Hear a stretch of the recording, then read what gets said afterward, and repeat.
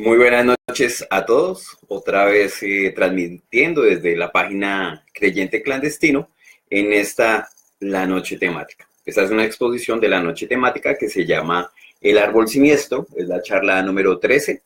Y pues bueno, vamos a empezar. Para todos los que son nuevos, pues muchas bienvenidas a todos y empiecen por los videos primeros, ¿cierto? Para empezar por los videos primeros, pues miran el listado, incluso puse yo una imagen para decirles a las personas cómo deben empezar con los videos, para que no se confundan. Este ya es el video número 13 y bueno, está conectado en este momento John Bernal, saludos especiales para este amigo en Colombia. Y bueno, voy a empezar de una vez. Estamos hablando sobre esta exposición, ¿cierto? El árbol siniestro. Hemos hablado de la raíz del mal, ya hace 13 capítulos atrás. Hemos hablado de la semilla del mal y estamos en la tercera parte, que son las ramas del mal, los títeres del mundo. Esta exposición, las ramas del mal, los títeres del mundo, pues la hemos tratado de desglosar en bastantes temas. Lo que nosotros hemos prácticamente visto en estas ramas, ¿cierto? Había un tronco en común y unas ramas que se dividen. Hemos hablado del control religioso, del control de alimentos, el de salud todavía no lo hemos tocado, el control político y militar, que fue la parte de las dictaduras que ya hablamos, el control económico, que ya también tocamos ese tema, el control mediático fue el que nos quedamos en el capítulo 12, en este capítulo 13, que es el control mediático. Vamos a tomar la parte de Hollywood y la parte de la televisión. Es un tema bastante largo, entonces tenemos que darle bastante.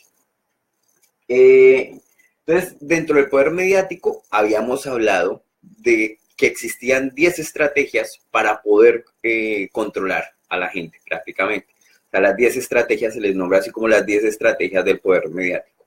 Saludes a Milena Rúa, que se conecta también, saludos allá en Colombia.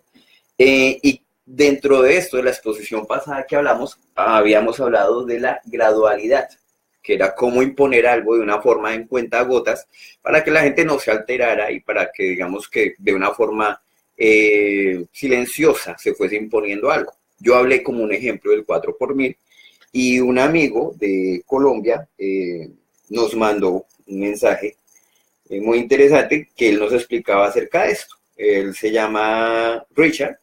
Dice, buen día Miguel, buenos videos interesantes para dejar de ser menos ignorantes.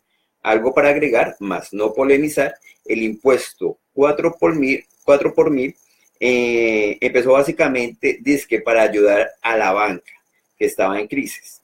Empezó como el 2 por mil, después como 3 por mil, lo que dice usted, para ayudar al eje cafetero. En el 2013 eleva al 4 por mil, más adelante lo dejan permanente, después que lo van a...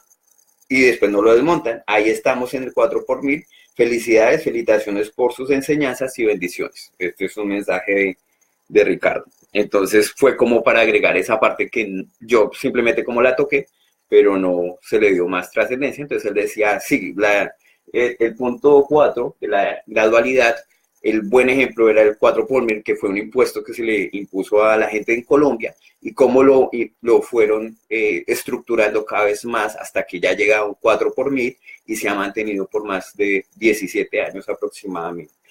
Bueno, entonces seguimos con esto y quiero, hablando de gradualidad, tenemos que seguir con este tema, es bastante extenso y quería entrar ya a la parte económica, a la parte educativa, pero vamos a continuar con estos medios de manipulación. Dentro de la gradualidad, yo me acuerdo de estos juguetes. Vamos a empezar recordando un poco nuestra época de los 80, de los que somos de esa generación. Y pues nuestros juguetes o para las niñas prácticamente eran muñecas de trapo, para los hombres y también para niñas que jugaban con los trompos, con los yoyos, con la coca, eran muy artesanales, incluso se prestaban a compartir, a crear cosas y bueno, eran bien interesantes. Luego empezaron a haber juguetes que eran como estos juguetes para ocupar roles. Entonces, por ejemplo, a las niñas les encantaba jugar con cosas de cocina. Y pues yo me acuerdo que con mi hermana yo también jugaba, entonces no era una cuestión de que fuese mujer, fuese hombre, no. Y para los niños, pues claro, nos encantaba bastante los carros.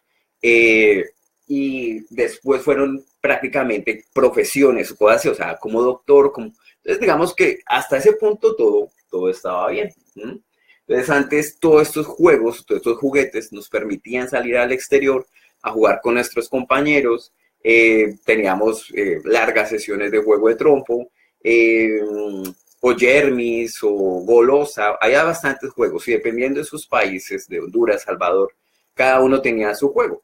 Y vemos que hay algo en común en toda Latinoamérica, y es que antes se jugaba mucho afuera, después se pasa prácticamente a interior. ¿Por qué? Porque la televisión toma un papel importante y dentro de esto empiezan a cambiar los juguetes. Entonces los juguetes que nosotros teníamos de trapo, llega una industria fuerte y empieza prácticamente a imponer este tipo de estereotipos para las niñas. Entonces, y es algo interesante porque incluso se podía estratificar a alguien dependiendo de sus juguetes. Entonces, una niña que tuviera una Barbie original, pues lógico, era alguien de mejor estrato posiblemente, era alguien que tenía pues dinero, sus padres tenían dinero, muy diferente a quien solamente tuviese una muñequita de trapo.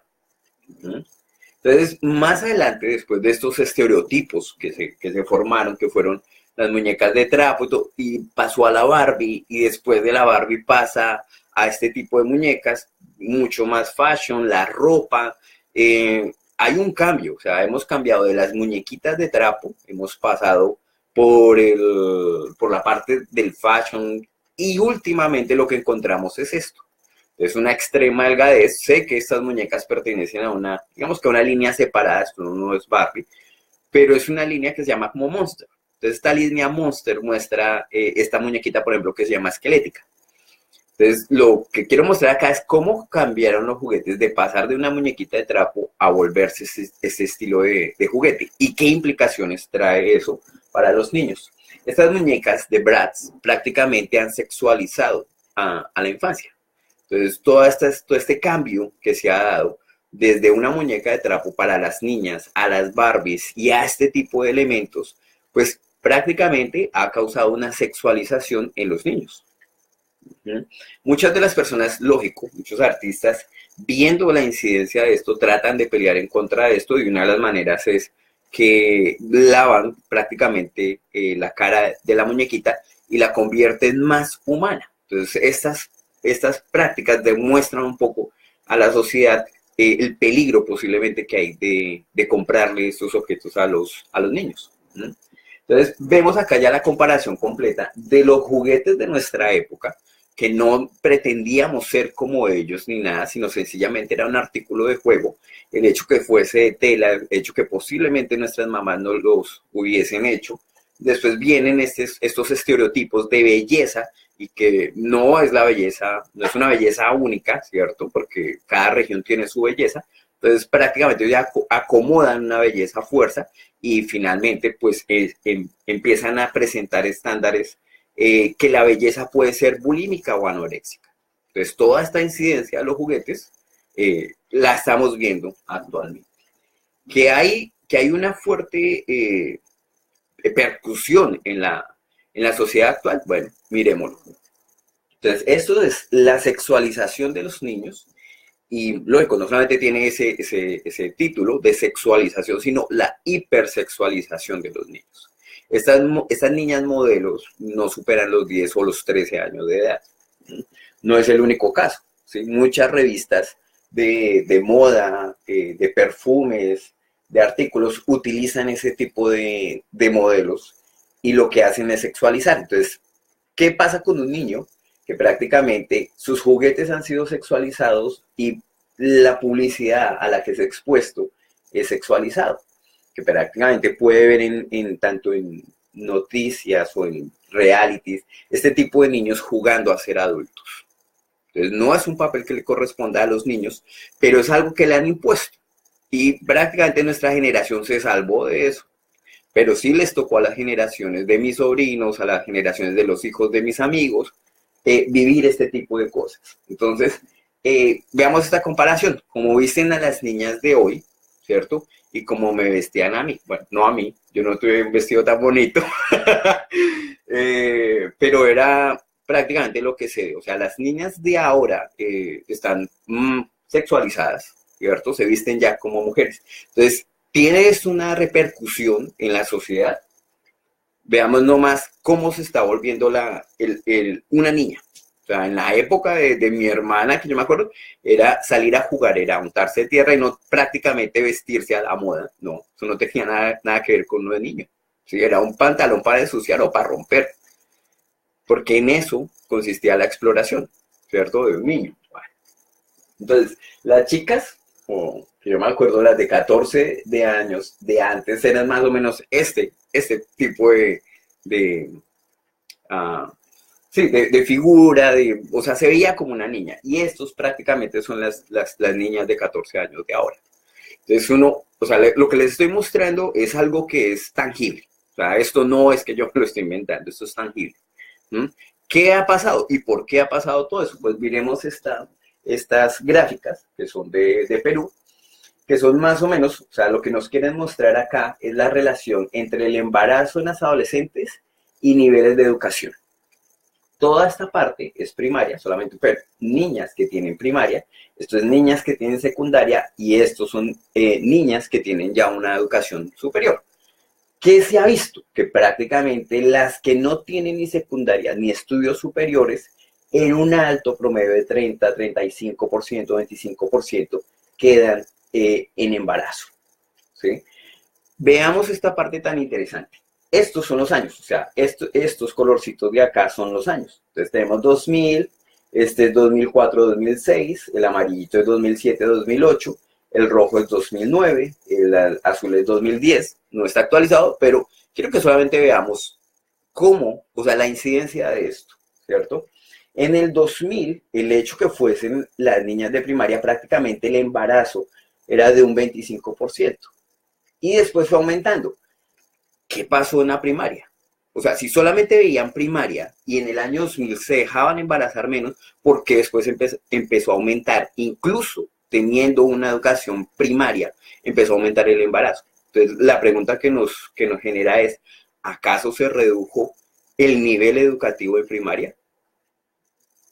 Bueno, pero lógico es claro, cómo la educación, y yo no estoy hablando de educación solo y meramente sexual, sino la educación abre los ojos a las personas, ¿cierto? Y ayuda posiblemente a entender ese tipo de cosas de las que estamos hablando hoy. ¿Mm? Entonces, hemos visto cómo la sexualización de los niños y de los adolescentes desencadena en este tipo de cosas. O sea, yo no me estoy inventando nada. Existe la estadística, cogí esta como un ejemplo de Perú, pero si nosotros llegásemos a buscar en Internet las diferencias que existen entre los años 2000 y 2017, de qué temprano empieza un niño su vida sexual o cómo están los embarazos en las adolescentes, nos vamos a dar cuenta que hay un incremento, y un incremento fuerte, y muchas de las cosas dependen de la educación. Entonces, vemos que algo como un juguete, que alguien lo pasaría desapercibido y diría, bueno, pero es que es un muñequito. ¿Qué problema puede tener el muñequito? Estos son los problemas que puede traer un muñequito, ¿sí? Porque hay cosas que usted como padre no percibe, pero que los niños en sus muñecos, en las cosas que ven en televisión, prácticamente esos estereotipos ellos los están adoptando como modelos a seguir. La depresión. ¿Se acuerdan que nosotros habíamos hablado de estos puntos de manipulación mediática? Bueno, uno de esos puntos, el último, era la autoculpabilidad. Entonces, después de que ellos generan todo eso, que es el sexualizar toda esta agenda prácticamente, viene la autoculpabilidad. Entonces hablamos de la depresión, que prácticamente eso se ha convertido en una enfermedad. También es en el área de Perú, ¿sí? Y dice que cada 22 minutos una persona intenta hacerse daño. Eso es una estadística altísima. Y prácticamente los adolescentes de 11 a 18 años, son los que tienen esos episodios depresivos. Lógico, ellos están teniendo unas cargas fuertes. Estamos hablando de que toda esa parte de la sexualización que ellos tienen, que tienen que buscar un novio o una novia a temprana edad porque se lo está exigiendo el medio, o tienen que ser atractivos en una etapa que lo único que a ellos les importa es jugar. Entonces, esto crea este estado, ¿sí?, de autoculpabilidad, y es una de las estrategias que ellos manejan para manipularnos, ¿sí? Bueno, entonces ya prácticamente en esta parte, pues volvemos a los mismos puntos. Hemos hablado de la gradualidad, cómo estos juguetes fueron cambiando hasta presentar esto, y de una forma totalmente inocente, ¿cierto? Y cómo reforzar la autoculpabilidad, haciendo sentir que todo eso es porque usted es muy bruto, todo eso es porque usted niño es muy ganoso, o porque usted es demasiado, qué sé yo, bueno, lo que se le pueda decir, pero la autoculpabilidad es decirle, esto no es un problema de la sociedad o un problema así del asociado del gobierno que deja transmitir este tipo de programas que no son aptos para estos horarios. No, ellos tienen todo calculado y controlado para que eso suceda. ¿Mm? Bueno, pero no solamente la cuestión termina ahí, digamos que ya el adolescente sigue siendo expuesto a esto. O sea, el niño prácticamente ha venido desde chiquito en esa etapa de sexualización con sus muñequitos y todo eso, y después entra a una etapa de adolescente donde se le es reforzado. Entonces hablábamos de otro punto que es el pensamiento emocional. Vamos a seguir retomando los mismos puntos. Entonces nos damos cuenta cómo la parte subliminal juega un papel importantísimo en eso. El pensamiento emocional ha descrito que es el hecho de inducir emociones o sensaciones. Entonces ese es el pensamiento emocional que va por encima de la razón.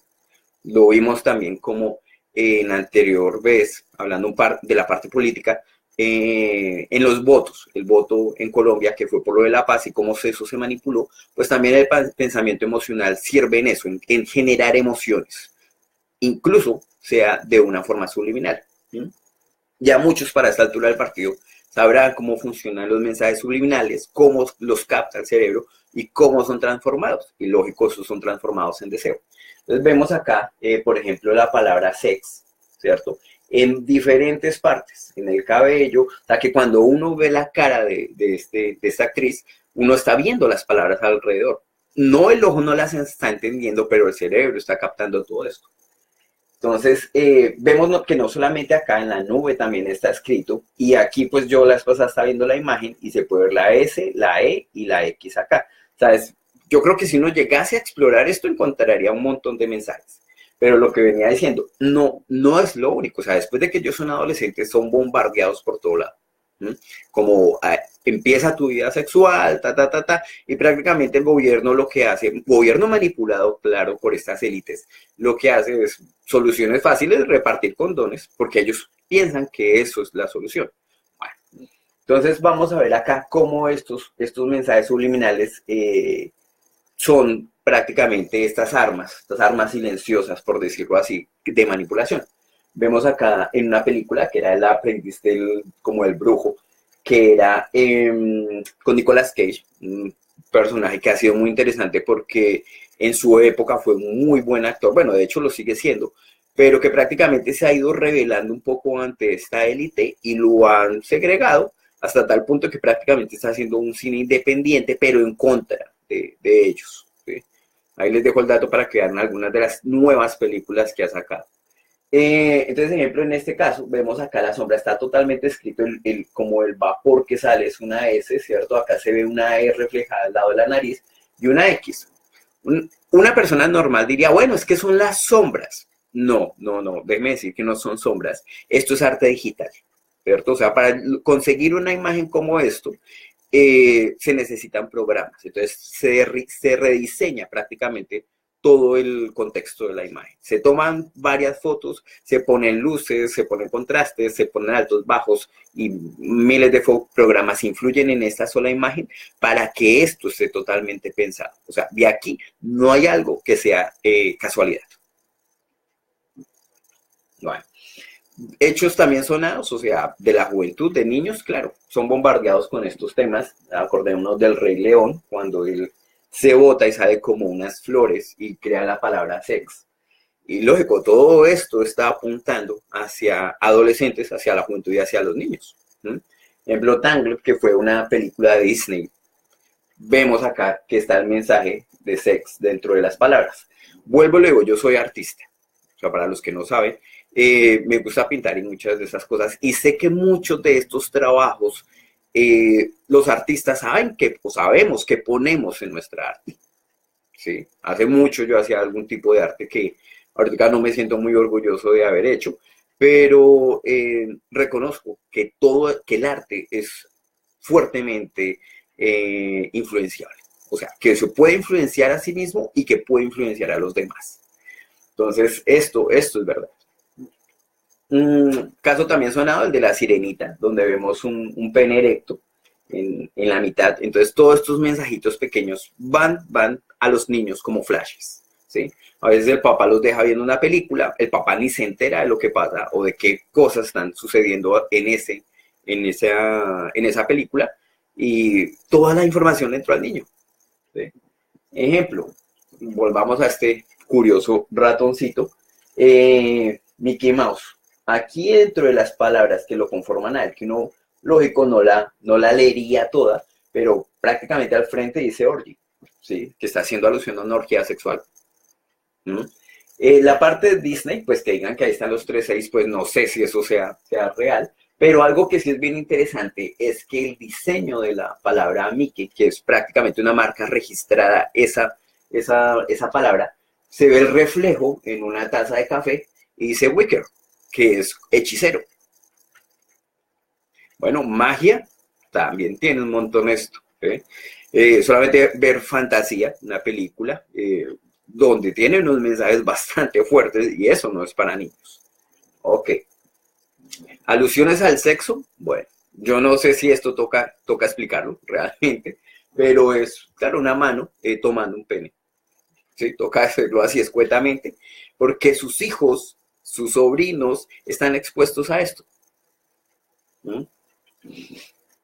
Otra también de las tomas polémicas que se vieron fue cuando se empezaron a analizar en el cine para niños, en la animación, digamos, la cantidad de tomas, 24 tomas por segundo que se pueden poner y cómo se podían mandar estos flashes en milésimas de segundo. ¡Pum! Y eso ya generaba en el niño una reacción. Yo me acuerdo incluso haber visto Quién engañó a Roger Rabbit en cine. Y hubo una escena cuando Jessica Rabbit da la vuelta y yo quedé impactado. No sé por qué, o sea, hasta el día de hoy yo dije, ¿por qué yo quedé impactado? Y después uno empieza a descubrir que fueron esos flashes que a uno le botaban. O sea, por experiencia lo puedo decir que esto funciona. Este fue un claro ejemplo, ¿cierto? Que estos ratoncitos van en una caída libre al frente de un edificio y esto es imperceptible. Eso no se, o sea, ustedes ven la película, ustedes ven una ventana amarilla. ¿Qué pasa? Pero cuando se detiene la cinta, esto es lo que le están dando a sus hijos. Disney. Bueno. Después, digamos que a la vez pasada hicimos una crítica hacia la falta de educación y cómo la televisión tenía que ser educativa y cómo retiraron todo esto. Pues bueno, vienen programas como Art Attack y todo esto, pero también están influenciados. Nosotros vemos acá la palabra sex, es totalmente evidente. El bombardeo es constante y en ese aspecto, en el aspecto sexual, porque ellos quieren eliminar al niño, ¿sí? O sea, posiblemente no eliminarlo de una forma física, pero sí eliminar esa inocencia de ellos, porque están detrás de eso.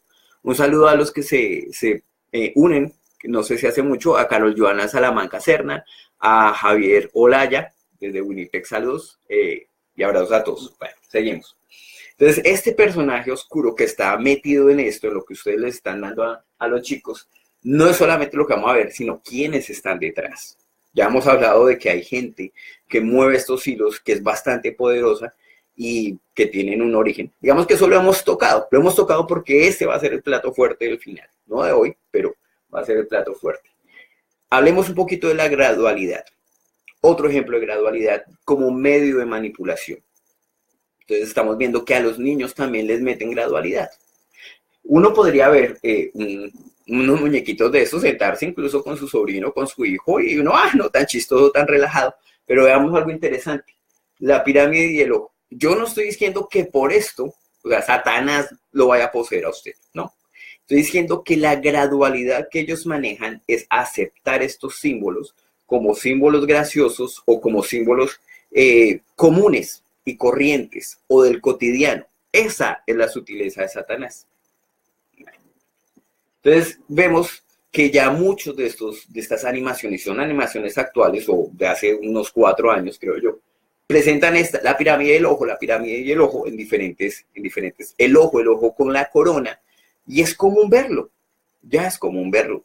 Pues la gente dice, bueno, sí, la pirámide del ojo, sí, sí, y lo dejan pasar, porque sencillamente es un medio de manipulación que se llama gradualidad, donde te dan algo pequeñito a cuenta gotas y después te lo van a imponer y te lo van a imponer más. ¿Mm? Los Simpsons, ¿sí? A mí me gustaban mucho los Simpsons, pero vemos también cómo ellos ponen su aporte, ya sea como sátira, que es otra parte interesante. Hay mucha de esta gente, animadores o directores que se han salido y dicen, ya no más, yo voy a hacer la contraparte de ustedes, y empiezan a satirizar o a dar esos mensajes, digamos que en reversa, prácticamente. Bueno, seguimos con las mismas imágenes, ¿cierto? Pirámides, ojos. Ejemplo que este es de los ponis que estuvo muy de moda hará un año. Y vemos que aquí, cuando sostiene el libro, hay un búho. Uno dice, pues un búho no tiene nada. Ya hemos visto que el mochuelo es una representación de Moloch y que el Bohemian Group, solamente lo hemos tocado, no hemos entrado en el tema, que es este. Ellos tienen ese icono. Bueno. Bob Esponja también, suprema. Ahí fue cuando la animación y todo lo que era medianamente interesante se vino a pique. Entonces vemos también alusiones a pirámides, a ojos, ¿sí? Nickelodeon, o sea, solamente lo dejo que lo analice, ¿sí? Pirámides, ojos, ¿ok? Y así podemos tener miles de ejemplos. Entonces, cuando ustedes dejan a sus niños, ¿sí? En mi caso en particular no tengo hijos, pero cuando ustedes tienen un hijo y lo dejan frente al televisor, ¿de qué se está alimentando?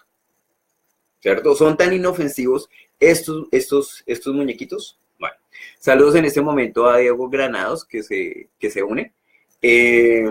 ¿Son tan inofensivos? Es mi pregunta. Sí, no la están cantando prácticamente. Veamos esto, que es un GIF. Perdón por la grosería, pero no pude encontrar uno mejor. Pero analicémoslo. Él se repite una y otra vez, ¿cierto? Veamos, uno dice, bueno, es como una trabajadora que llega como en un andamio, como trae unas tablas altas, y se le presenta a los niños, hay un perrito, como que los niños están en una escuela. Bueno, ¿y qué es lo malo? ¿Sí? ¿Han analizado la imagen detenidamente? Bueno, para los que ya han escuchado realmente acerca de los dos símbolos que representan la masonería, es el compás y la escuadra. ¿Sí? Uno diría, bueno, pero es que en la construcción se utiliza el compás y la escuadra. Bueno, el compás ya en arquitectura sí, pero en la parte construcción no tanto, la escuadra sí lógico se utiliza. Pero ¿qué pasa si yo les dijera que el garmet, que es una de las prendas que utilizan los miembros de la Iglesia de Jesucristo de los Santos de los Últimos Días, que son los mormones, que ya habíamos explicado que tienen cierta unión con los masones, prácticamente tienen la escuadra y el compás como unas costuras pequeñas en sus prendas íntimas de vestir. Entonces vemos acá incluso que la organización de la escuadra y el compás es la misma. Entonces fue una milésima de segundo, que fue un ejemplo del GIF, pero se da a ver, yo no le estoy, vuelvo y repito, yo no estoy diciendo que con esto entra el chamuco a su casa, no, estoy diciendo que estos símbolos se van a presentar como amigables para los niños. Ahora, más adelante cuando ellos crecen, ya dejan de ser tan niños y empiezan a volverse como adultos jóvenes, empiezan con los videojuegos. Tenemos un videojuego supremamente agresivo, pero prácticamente lo que está en el comercio. GTA creo que es el nombre, y podemos ver que ellos botan bastante información sobre esto, ¿sí? Y de hecho, yo no sé si los mismos diseñadores están, digamos, diciéndole a la gente despierte, ¿cierto? Despierte de estas cosas. O sea, nosotros somos los diseñadores del juego, pero le vamos a botar una información, despierte de esto. Incluso uno de los afiches que se encuentran en el juego dice, el hombre te está vigilando. O sea, como que hay alguien que te está mirando y hay una cámara aquí atrás, de forma interesante, ¿sí? Este es el intro incluso del juego, ¿sí? Donde se ve el ojo, se ve la pirámide. Y no solamente eso, o sea, eso lo vamos a encontrar en varios apartes del mismo juego. Entonces ya cuando ellos llegan a crecer, la pregunta es, ¿qué usted les está dejando jugar? Porque lógico, ahorita el boom es, o el Play, ya sea el 3, el 4, creo que es el último, y el Xbox. Entonces, ¿qué dentro de lo que usted está dejando jugar a su hijo va a encontrar? ¿O tiene la madurez suficiente para jugarlo? Y saber qué simboliza esto. Porque no es lo mismo que yo piense que estos símbolos son amigables o que yo diga, detrás de esto hay algo. No es lo mismo. Bueno. Entonces, ¿qué ha pasado? Volvemos con otro punto, la distracción. Como ellos ya se han sentido que la gente los ha descubierto, entonces han creado, digamos que una ola de ridiculez en distracción. Entonces ellos empiezan a votar, no, ya los conspirómanos vieron Illuminatis por todo lado, que es lo que nos pueden decir. O como de la misma manera que tratarían a un cristiano. El cristiano, eso ya está loco. Entonces es de la misma manera que están ridiculizando. Entonces dicen, no, entonces el de los Simpsons, sí, aquí en la oreja entonces también está la pirámide, y en el jean también está la pirámide, y en la naricita del bichito también está la pirámide. Entonces empiezan a ridiculizar la cuestión. De la gente dice, o sea que no era tan real. O sea, no, eso es gente loca, conspirómanos, ¿sí? Que empiezan a hablar de eso, pero vean, eso no es verdad, pero es parte de esas estrategias de manipulación. Ellos distraen cuando se sienten descubiertos. Veamos qué dice la Biblia. En Mateo 18, 6, 7, que también que habla de las ocasiones de caer, que también lo podemos encontrar en Marcos y en Lucas, dice, y cualquiera que haga tropezar a alguno de estos pequeños que creen en mí, mejor le fuera que se le colgase al cuello una piedra de molino de asno y que se le hundiese en lo profundo del mar. Ay del mundo por los tropiezos, porque es necesario que vengan tropiezos, pero ay de aquel hombre por quien viene el tropiezo. Vale. O sea, ahí está claro la cuestión de lo que dice. A veces mucha gente dice, pero que Dios está malo. O sea, él dice que mejor se muera, que se ponga una piedra eso pega como una tonelada, una piedra de esas, y se bote al mar con eso atado al cuello. Qué malo. Pero ¿para quién es eso? ¿Sí venían para quién? Porque él dice, bueno, puede que haya tropiezos, pero hay del hombre, ¿cierto? ¿Por quién viene el tropiezo? Esto. Siguiendo con esta parte de los niños, hubo una entrevista, y de hecho en YouTube se va a encontrar bastante entrevistas de este actor que se llama Corey Feldman. Él hablaba de cómo en Hollywood prácticamente los niños tienen que ver o ser sometidos a cosas como pedofilia, como abuso sexual, o que son acosados completamente y por ellos. Entonces él prácticamente habla, si ustedes quieren revisarlo en internet pueden hacerlo, y vemos cómo incluso dentro de la industria de ellos mismos son perseguidos. Bueno, abriendo esa puerta prácticamente, no estoy finalizando con la parte de los niños, digamos que estamos hablando un poco de esos medios de manipulación que es TV y películas, Hollywood representado dentro de esto. Vamos a correr un poquito ya hacia más adentro y vamos a hablar los Illuminatis en Hollywood y los Illuminatis dentro de la industria musical. No sé si hoy alcancemos la parte de la industria musical, pero vamos a seguir corriendo. Hollywood, todo el mundo conoce Hollywood. A mí personalmente me considero que me gusta bastante las películas, las reviso, pero digamos que últimamente uno va, digamos que con pinzas, cogiendo de dónde es que le quieren botar a usted algo, dónde le quieren hacer a usted creer algo, y uno va discerniendo, ¿cierto? Pero eso no es gracias a mí, eso es gracias a que he pedido sabiduría a Dios, y Dios, digamos, me dice, ojo con eso. Bueno, sí, así funciona. O sea, no es decir, yo voy a discernir todo. No se puede, ¿cierto? Entonces, en Hollywood, nos damos cuenta, solamente empezamos explorando el nombre, ¿cierto? Este Hollywood, ¿cierto? Que es prácticamente el nombre, que es una vara, el palo, el wood, este es como madera, prácticamente se llegaría a traducir como, era como una vara sagrada que utilizaban los druidas. Mágicos, o sea, era una cuestión mágica. ¿Por qué le pusieron ese nombre a ese lugar? Bueno, esto es especulación, pero puede llegar a ser. ¿Mm? Ahora hablemos de esas marcas que nosotros vemos todo el tiempo y que nos fascinan, esos sonidos envolventes, nos sentamos en el cine y suena todo y, ¡guau! Y sale esta mujer con su antorcha y ¡oh, qué rico! Viene, empieza la película, ¿cierto? ¿Qué hay detrás de esto? ¿Mm? Nosotros sabemos que esto es Columbia, o sea, lo digo aquí, no es Colombia, es Columbia, pero vean esto tan interesante, es una raíz común. Bueno, entonces, Columba es paloma, o Columbus, hace siempre referencia a las palomas. Si ustedes ponen la palabra Columba o Columbus, le van a salir palomas, ¿sí? Dentro de la exploración que ustedes hagan en Google. Esta es una constelación que se llama así, Columba, y era una paloma, ¿sí? Yo dije, bueno, ¿qué tiene que ver? O sea, ¿qué es lo especial? Bueno, para los que nos han seguido desde el primer programa, ¿quién estaba relacionado con las palomas? Esta imagen, de hecho, ya la hemos puesto, ¿sí?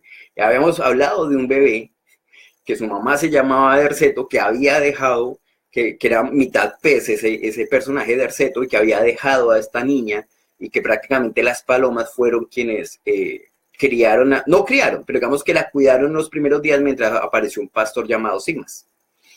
Entonces que esta mujer creció, se volvió reina de Asiria y todos pues ya empezarán a recordar la semilla del mal, las primeras partes, o la raíz del mal, que son las primeras partes de esta conversación.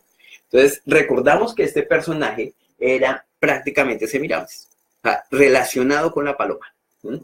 Entonces acá encontramos una de esas figuras, ¿cierto? Que representa a una diosa alada o que era fusionada con las palomas. Por eso ya habíamos explicado en cierta ocasión que Semiramis cuando es muerta asciende al cielo en forma de paloma, ¿cierto? Eso no es bíblico y no le perteneció nunca a la Virgen María. Ok. ¿Qué otro personaje tiene la antorcha? Porque ella sostiene la antorcha, esta es Selene. ¿Sí? Y Selene tenía la antorcha. Hemos visto también esa mujer con la antorcha, claro, habíamos ya incluso tocado un poquito el tema cuando los masones franceses le entregan a los masones estadounidenses la Estatua de la Libertad como un reconocimiento entre iguales. Entonces, cuando hablamos de este personaje que nos da el intro a la película, que tiene un fondo del cielo, que posiblemente es la reina del cielo, ¿de quién estamos hablando? ¿O quién está detrás de esto? Bueno, veamos un poco quién está dentro de la industria de Hollywood. Interesante esta parte, ¿cierto? Universal, o sea, aquí va a decir, aquí están los nombres en la parte superior, en la parte fueron fundadores o estuvieron involucrados con Universal, con la Century Fox, con MGM, con la Warner Bros., también con MGM y con Paramount Pictures. Todos estos personajes son judíos. O fueron judíos, ya los que están muertos, ¿cierto? Entonces dice como que los judíos de Hollywood crearon una poderosa unión de imágenes e ideas tan poderosa, sí, tan poderosa que como que logra atrapar o colonizar la imaginación americana. Últimamente los valores americanos se han convertido, o han sido definidos por las películas hechas por judíos. Es prácticamente lo que dice ahí. Entonces, los judíos prácticamente han transformado una realidad.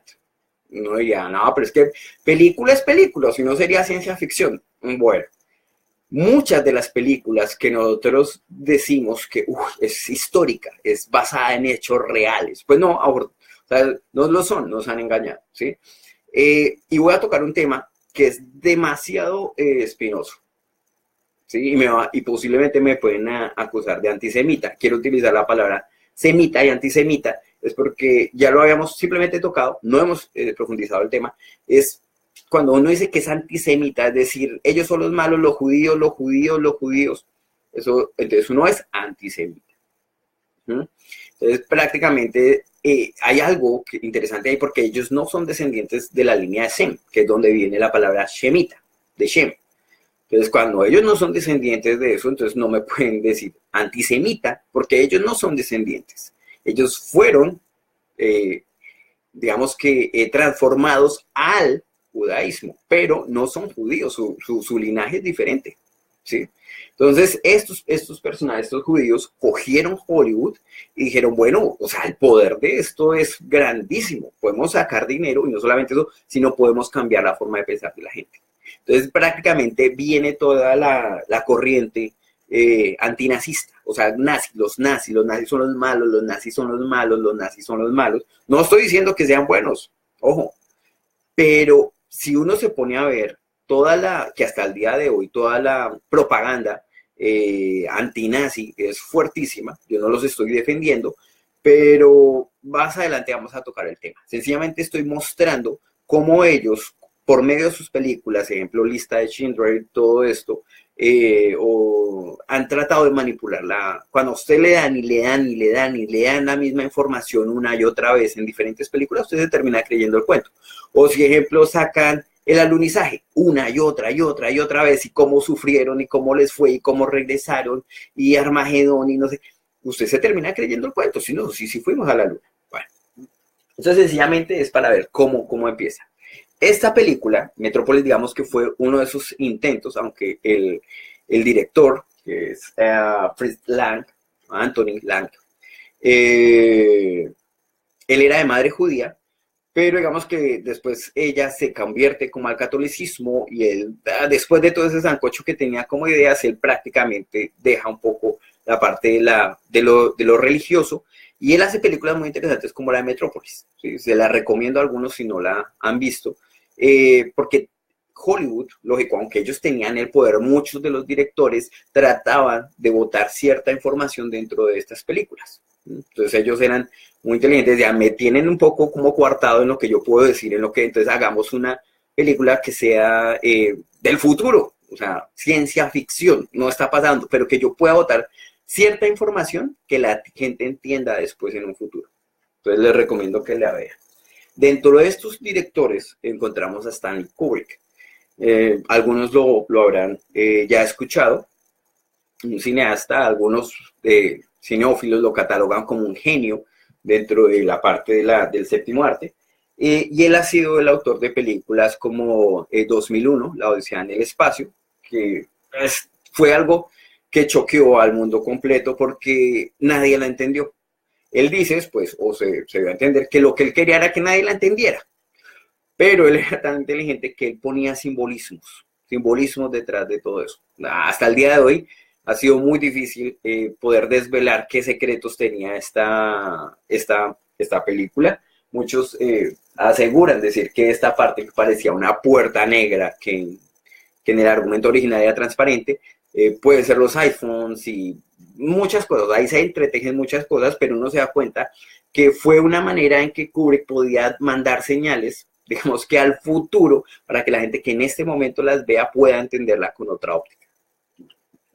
Otra de sus películas de Stanley Kubrick, estamos hablando de la parte de Hollywood, de aquellas personas que fueron manipuladas y que en cierto momento se salieron y dijeron, vimos, olimos todo esto, no nos gustó, sabemos qué hay detrás de esto, pero no nos podemos salir del todo. Entonces vamos a empezar a botar nuestra firma ahí como artistas.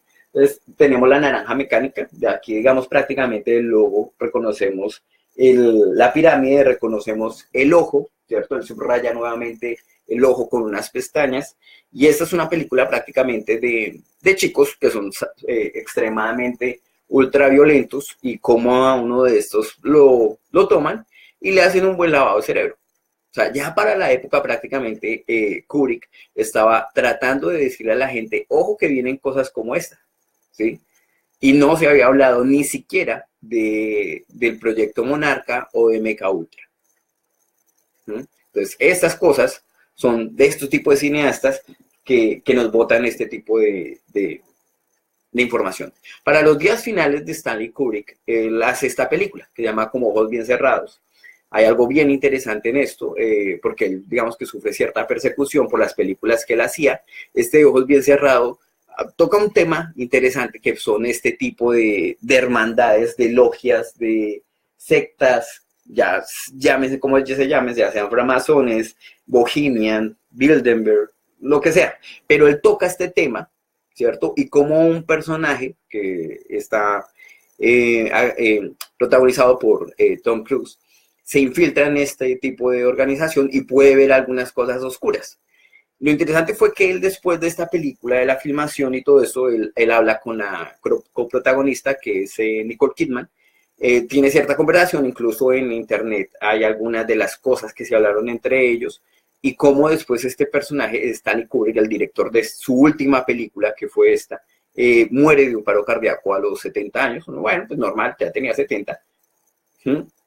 Pero que viene prácticamente, que se esconde detrás de todo esto, que se esconde detrás de todo este tipo de cineastas que, entrando en Hollywood y conociendo toda esta realidad de la manipulación que hace, tratan de hacer su propia película, ya sea un poco más independiente, y mostrar la realidad de esto.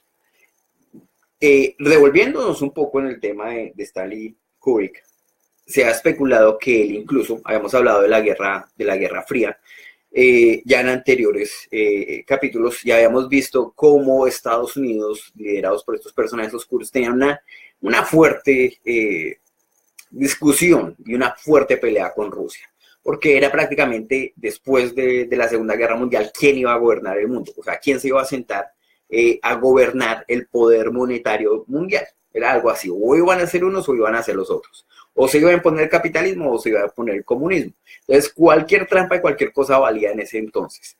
Digamos que en el deporte, en todo, ahí fue donde hubo el torneo de ajedrez tan sonado, y este aspecto también fue uno, porque era la carrera espacial entre los gringos y los rusos. Entonces ellos querían demostrar que ellos podían ganar. Entonces ya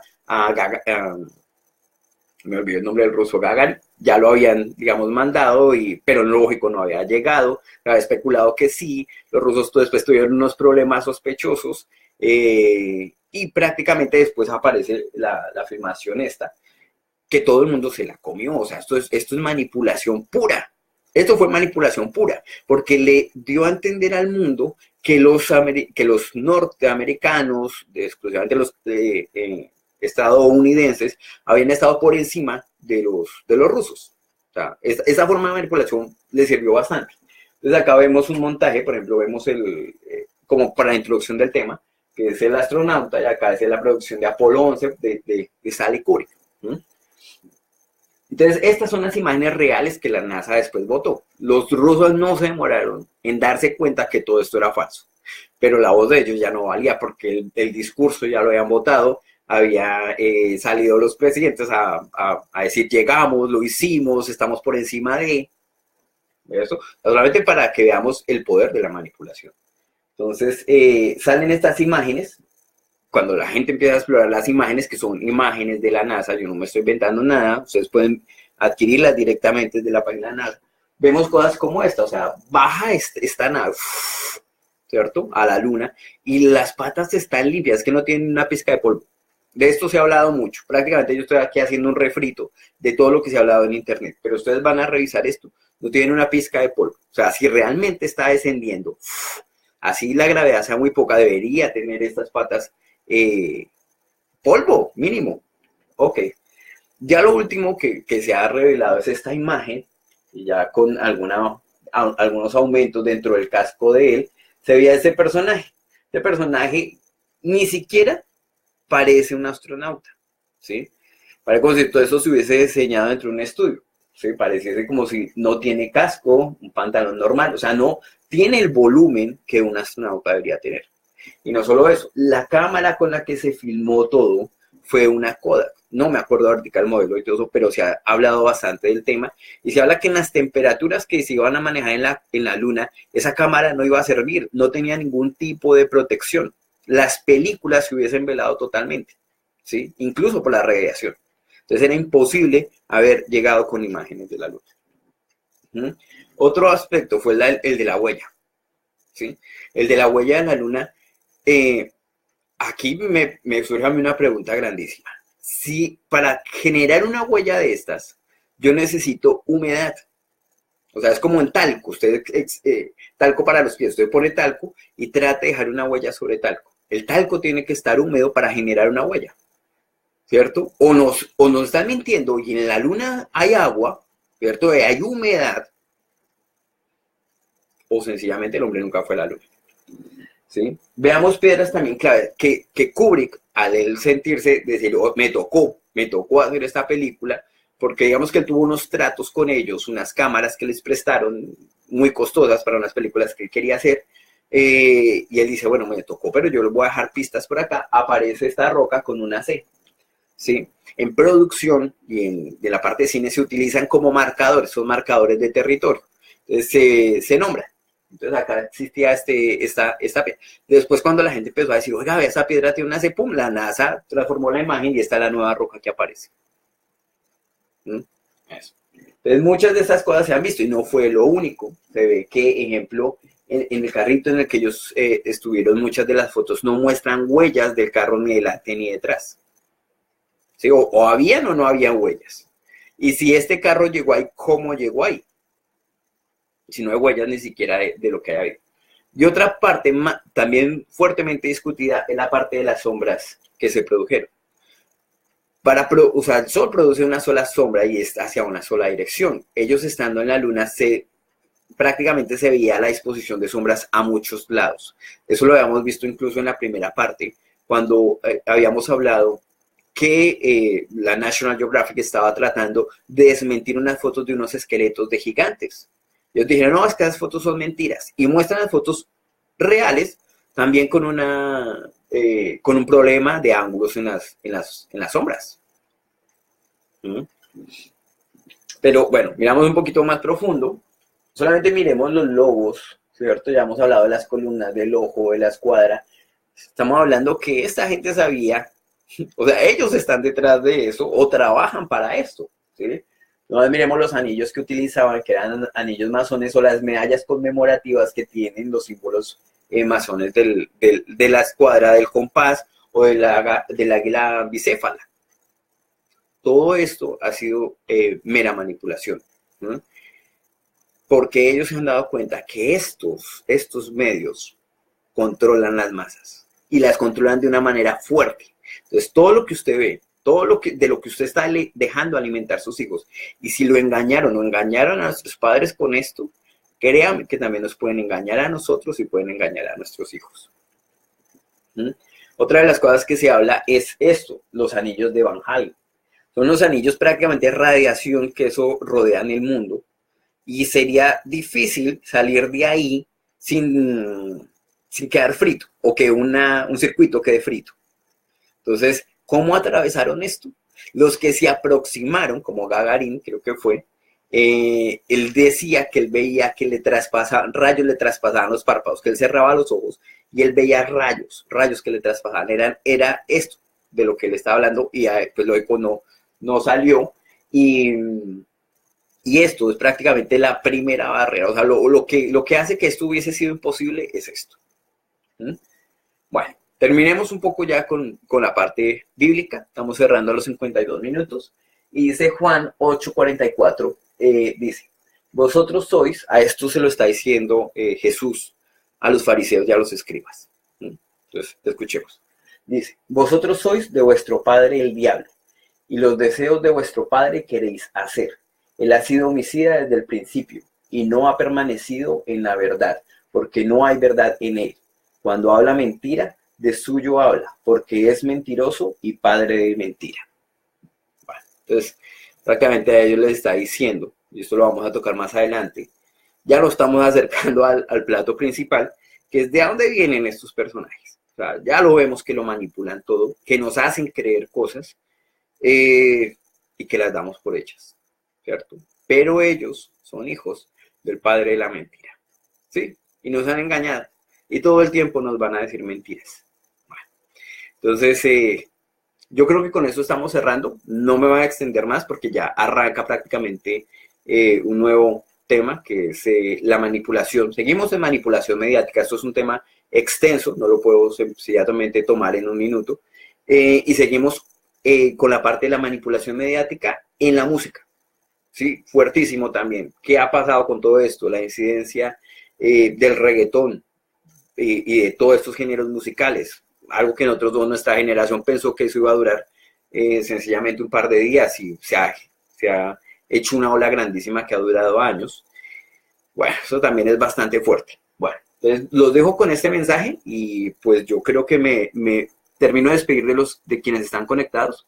Hernán Alberto Caicedo González, Diego Granados, Javier Olaya, creo que todavía está conectado. ¿Quién más? Estaba Milena Rúa, John. Bueno, a todos los que me van a ver después, pues muchas saludos, o algunos que me han visto. Entonces, muchas saludos, abrazos, bendiciones a todos. Fuerza, adelante y Dios los bendiga grandemente. Mi nombre es Miguel Ángel Rodríguez y esta página es Creyente Clandestino en la Noche Temática. Hasta luego y una feliz noche.